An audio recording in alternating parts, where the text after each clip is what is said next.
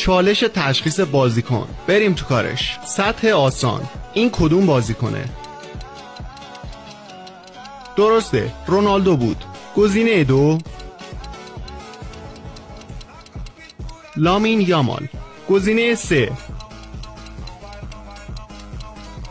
کیلیان امباپه. سطح متوسط. شناختیش؟ ارلینگ هالند. گزینه بعدی؟ درسته، رافینیا. گزینه 6 لوئیس سوارز. حالا چالش سخت‌تر میشه. این کدوم بازیکنه؟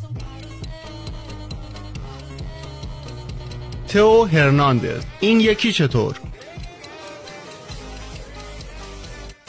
فرانک ریبری. اگه جواب این یکی رو میدونی تو کامنت ها به هم بگو.